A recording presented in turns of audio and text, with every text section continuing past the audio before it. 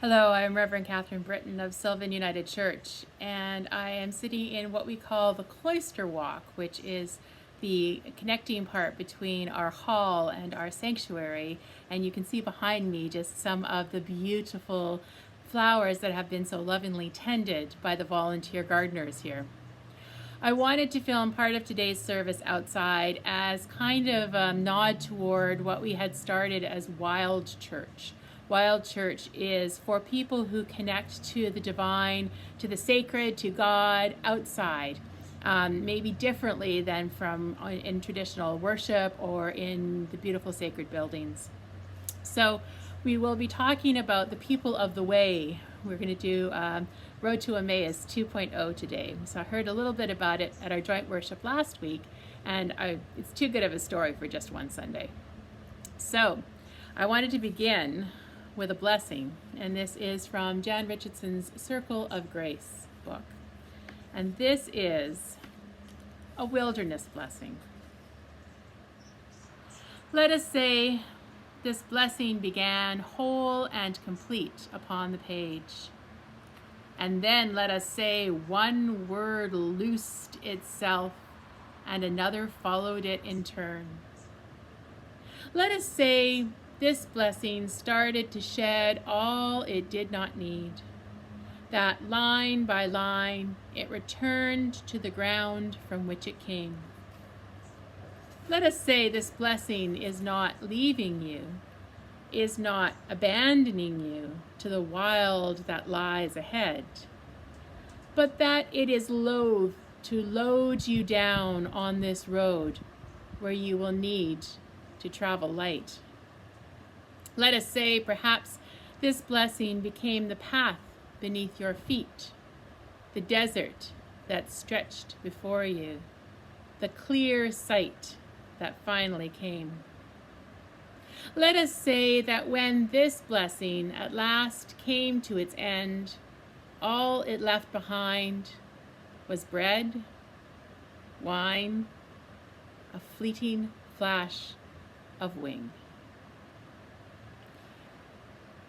The line that was loath to load you down when you need to travel light is something for us to really contemplate as we move into this new way of being church.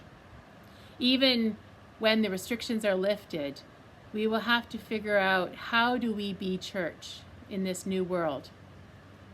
We need to travel light, which means we only take that which is absolutely necessary. So ponder in your hearts as we travel through this time, what is it about your faith? And what is it about church community that is absolutely necessary for a time when we need to travel light? Let us worship God. There was once someone who did such amazing things and told such wonderful stories that the people began to ask, who is he? And one day, when the people asked, who is he? Jesus said, I am the light of the world. And so we light this candle to remind ourselves we gather in the name of Christ, who is the light of the world and calls us to be lights to the world. I invite you, if you have a candle, to light it now. And if you don't have a candle, look at a light. Maybe it's the sun streaming in through your window. Maybe it's a lamp in your room or another.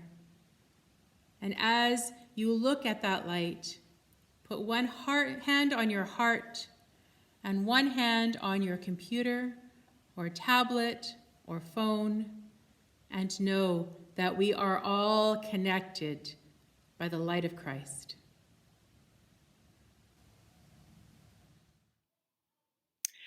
We are going to center our hearts as one to begin.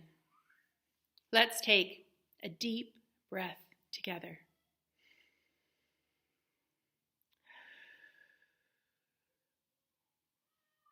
I invite you to place your hand on your heart and let's lightly tap together a slow heartbeat rhythm.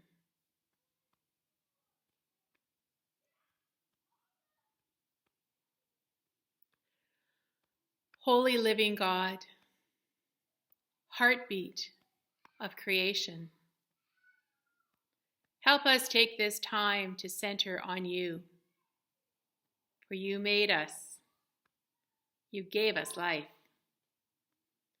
and you continue to be with us every moment,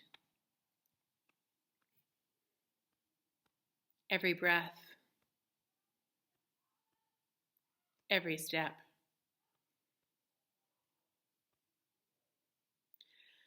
Hear this assurance from God. Be still, O heart, you are not alone. Your beat is shared with me. Come now and calm and center here, your mind secure and free. Let's take another deep breath. Making sure our shoulders and any tension we feel in our bodies is letting go with that breath.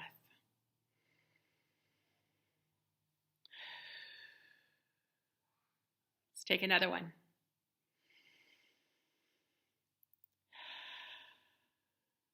Now let's hold our hands as if we were cupping something.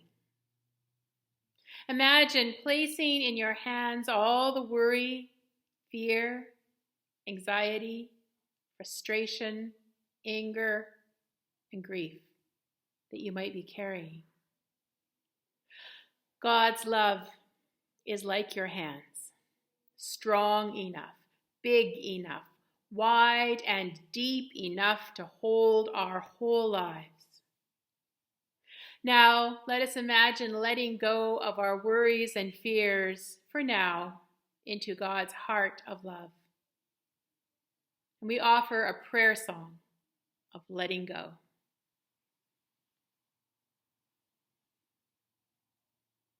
As we rekindle our Christ candles, we are reminded of the light of God that burns in every heart of love, compassion, understanding, and perseverance.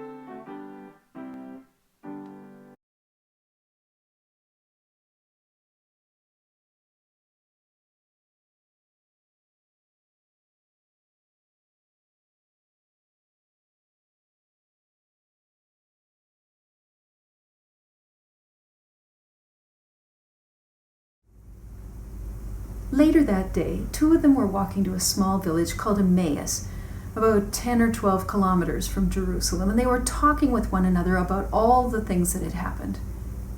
As they were talking and discussing, Jesus came near and went with them. But their eyes were kept from recognizing him. He said to them, "What are you discussing as you walk along?"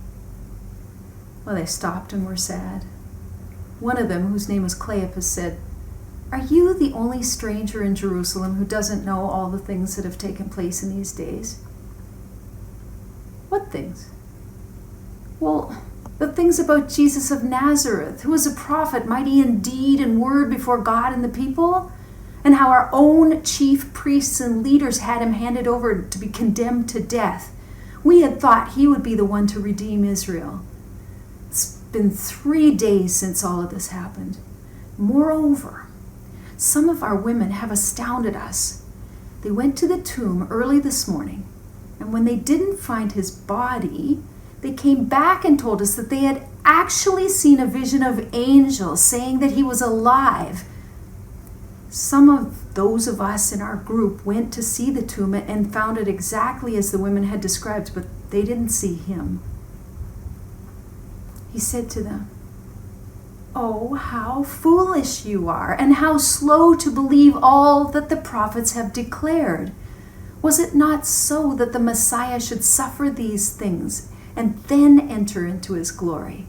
And then, beginning with Moses and with all the prophets, he interpreted for them all the things about himself in the scriptures. Well, they came to the village that they were going to, and Jesus walked ahead as if he were going on, but they urged him strongly, saying, "Stay with us. It's almost evening. The day is now nearly over." And so he went in with them. He sat at the table, and he took the bread, and he blessed it, and he broke it, and he gave it to them. And then their eyes were opened, and they recognized him, and he vanished from their sight. They said to one another, "Didn't our hearts burn within us when he was opening up the scriptures to us on the road?" And that very hour they turned around and they went back to Jerusalem. And there they found the 11 and their companions, who were saying to them, "The Lord has risen and has appeared to Simon Peter." So they told them how the Lord had been made known to them in the breaking of the bread.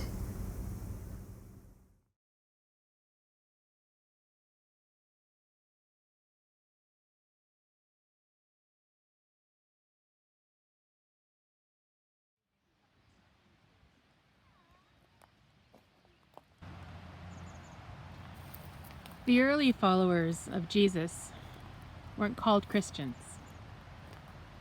That name was given to them many, many years after the Gospels were written, after the life and death and resurrection of Jesus.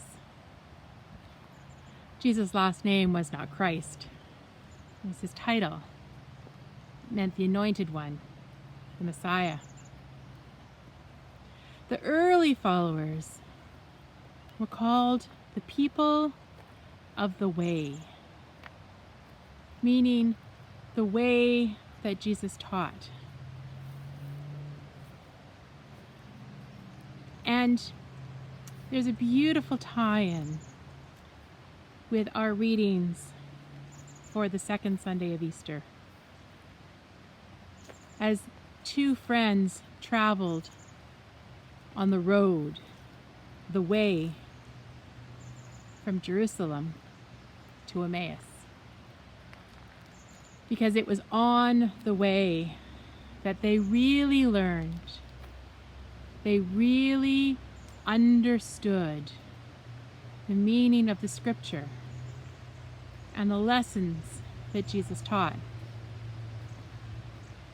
They learned them on the way. They didn't realize who was with them until Jesus broke the bread. But that's another part of the story. It was on the way. And so I have been thinking a lot these days about ways, about trails, about paths, about roads.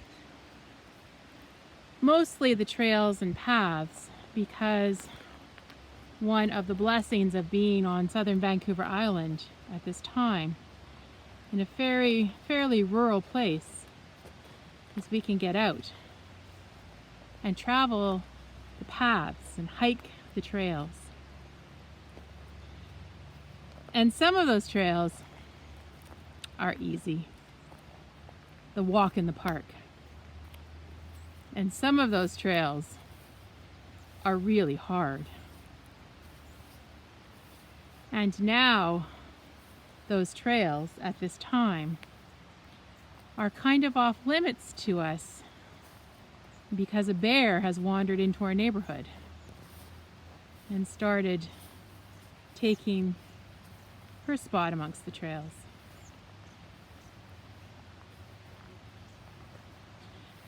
So think for a moment now. Take some time and think about the trails in your life, the ones that have brought you joy, the ones that are really hard, the ones you can't travel anymore.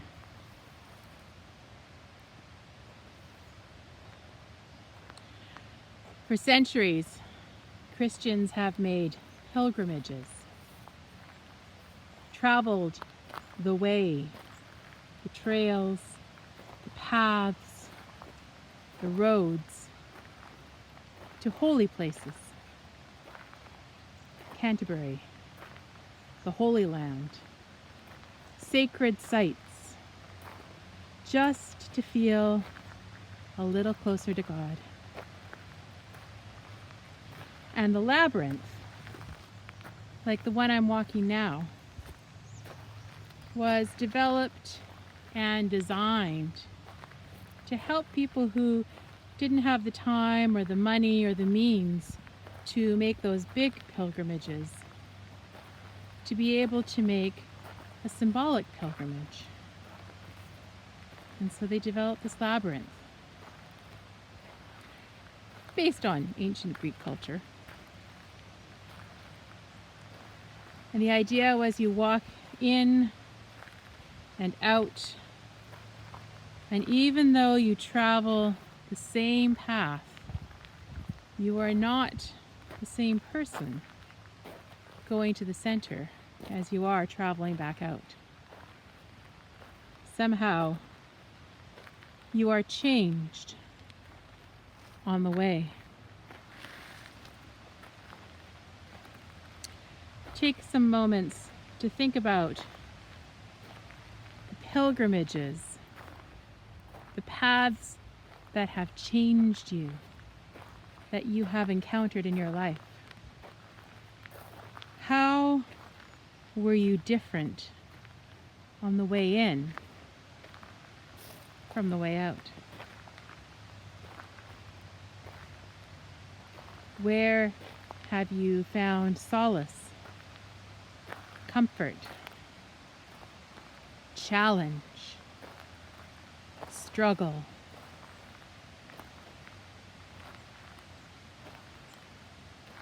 Who has walked with you on your ways? Have you met people? Have you walked with people?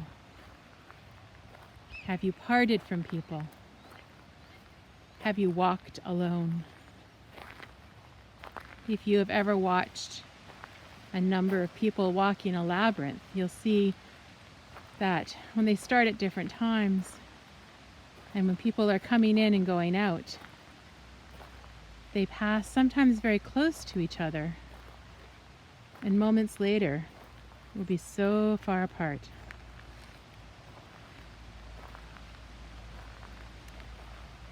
One of the wonderful mysteries of the labyrinth is when you think you were almost at the center, path turns and turns again, and you see yourself all the way out on the edges again. And you wonder, will you ever make it back to the center? Think about moments of your life when you feel like you almost had it all figured out until everything changed and you thought you would never see the center because you feel so far out on the fringes.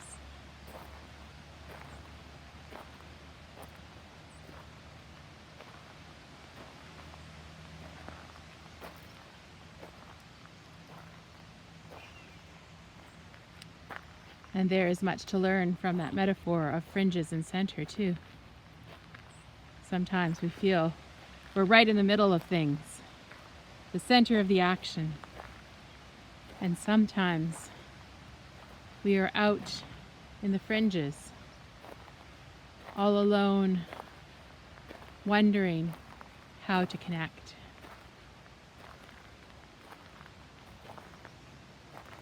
And we take some time to pray for the people who are on the fringes of society.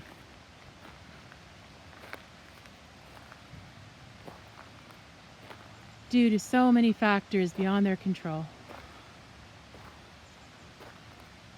How do we be a community that reaches out to the fringes, that doesn't see value just in the center, but in all the points along the way?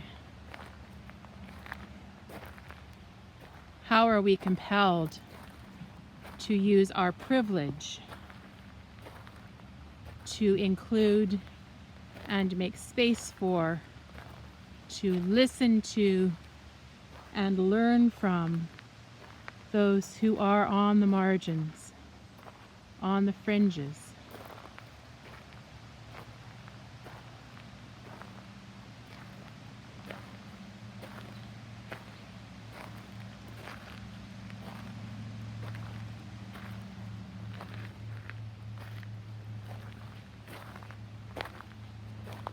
The followers of Jesus weren't called Christians.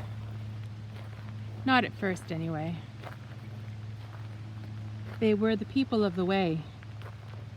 And at first, they were the ones on the fringes, on the outside, persecuted, hunted, reviled. And as history turned and Christianity became the religion of empire, our position of privilege and power and wealth grew stronger and stronger. That's not the case anymore. Christianity is not the center of society or the center of power. And so we have so much to learn from those people of the way. How they learned to form community, how they figured out what was essential, how to live into those teachings, how to be the people of the way, even if it was hard. We may not be persecuted or prosecuted. We may not be victimized or troubled. But we do have to figure out how we're going to be the people of the way for this time and in this place, when the church is not considered an essential service. But we have a vital and essential ministry. What will we take on this next stage of our way? What will we bring for the next part of our journey? How will we be the church in the time of COVID? And how will we reinvent ourselves with integrity, with commitment to being the followers of Christ on this new stage of our journey together? not just for the time of physical distancing, but when we go back, because it won't be the world as usual.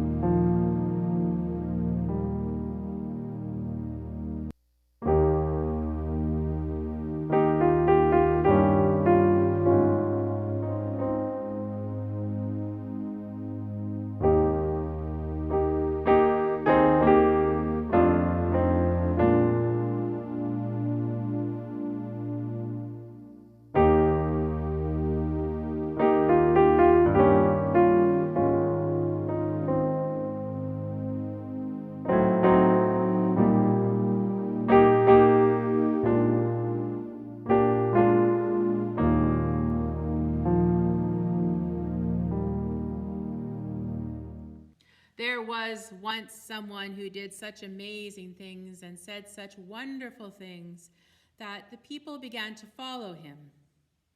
And one time he told the people that he was the light of the world. But the light, it did not stay in one place or one time. The light changed. Watch while I change the light. Do you see? The light has changed. It is filling this room. It is spreading out into the world, to you and to me. The light became something for all people in all times throughout the world. Go with this transforming light, and know that we are all connected. And may God hold you close until we meet again. May God bless you and keep you. May God's face shine upon you and be gracious unto you. May God look on you with kindness and bring you peace. Amen.